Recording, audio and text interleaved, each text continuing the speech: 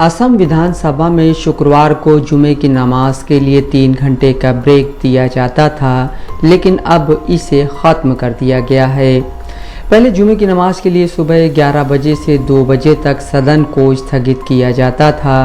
BJP Assam प्रदेश ने social media platform x पर लिखा, सैयद सादुल्ला द्वारा असम विधानसभा में जुमे की नमाज के लिए 3 घंटे के स्थगन के नियम को खारिज कर दिया गया है। अब से सदन में जुमे की नमाज के लिए कोई ब्रेक नहीं हुआ करेगा।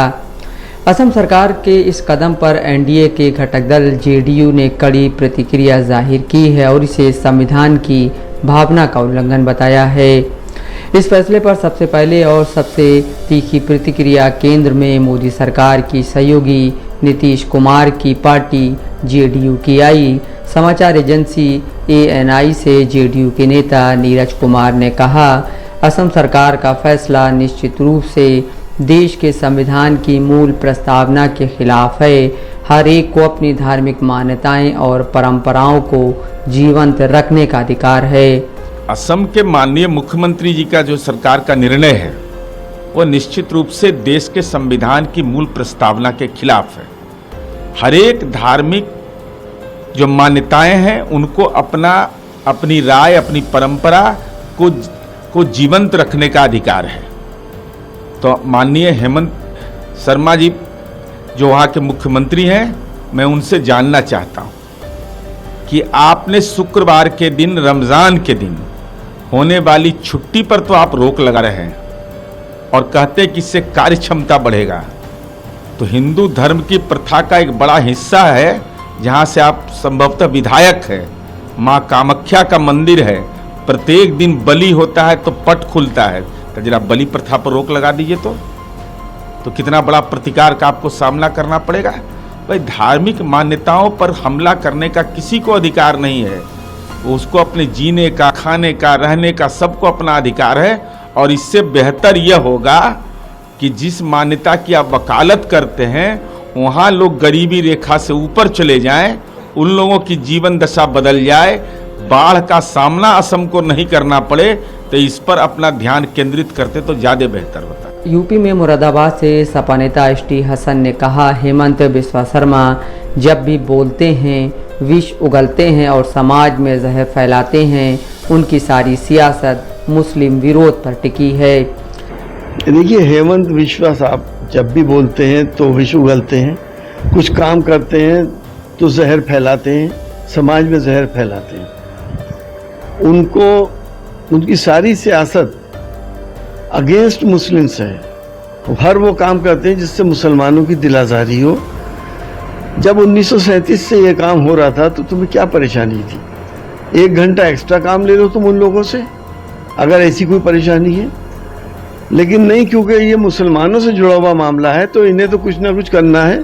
कुछ मुख्यमंत्रियों में होड़ लगी हुई है कि कौन मुसलमानों को कितना ज़्यादा टॉर्चर कर ले, वो सेंटर के और सेंटर के लीडर्स के ज़्यादा करीब हो जाएगा।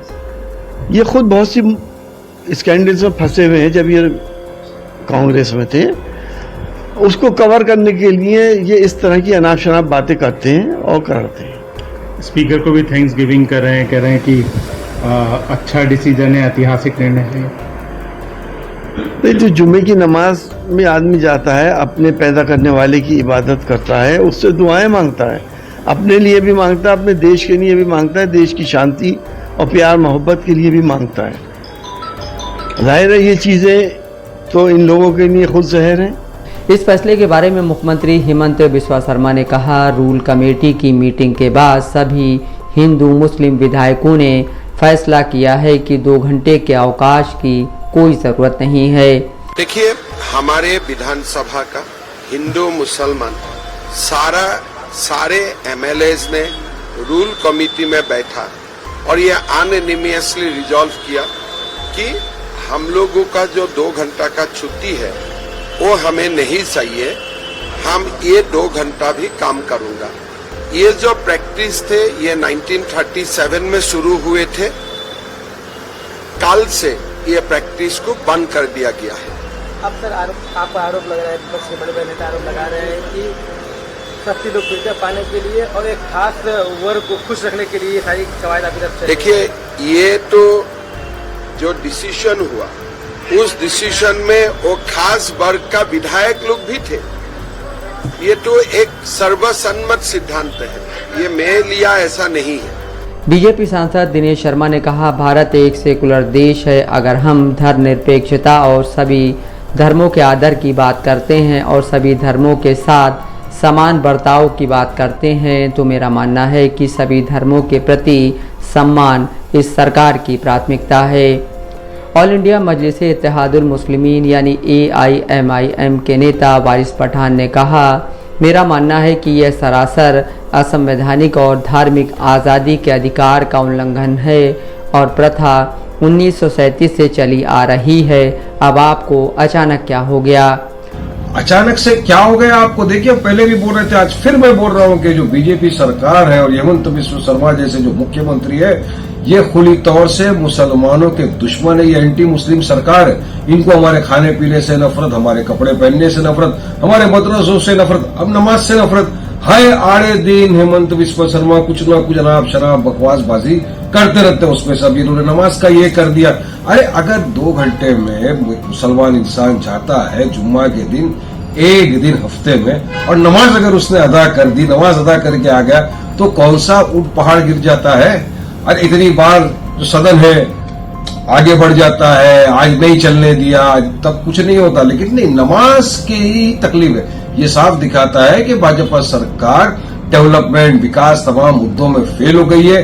बेरोजगारी खत्म करना उनको आता नहीं है, इसीलिए सिर्फ एक ही मुद्दे को लेकर आ गए कि किसी भी तरह मुसलमानों को गाली बको, इस्लाम के खिलाफ अनाप शराब बकवास करो, पोलराइज करो सिचुएशन को और अपनी सियासत को चमकाते रहो। तो मैं कहूंगा ये टोटल असंवैधानिक है। ये राइट टू प्रैक्टिस रिलीजन का भी उल्लंघन है और हमारा जो देश सेकुलरिज्म प्लुरलिज्म की दुहाई देता है उसके भी विरुद्ध है।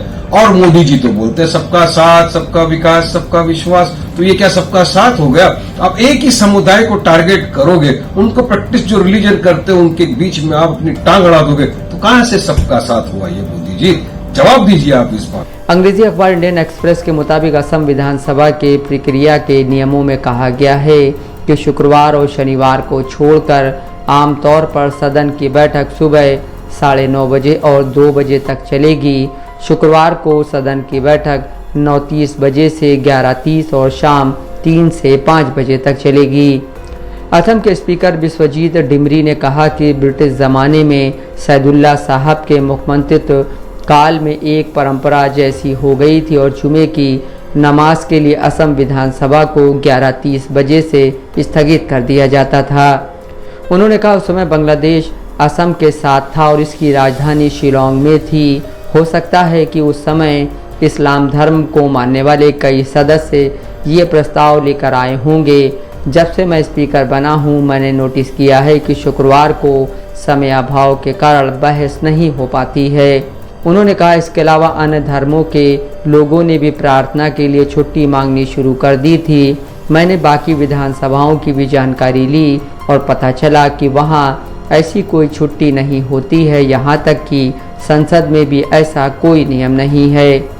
उन्होंने कहा कि इस मुद्दे को रूल कमेटी के पास भेजा गया जिसके अध्यक्ष वो खुद थे।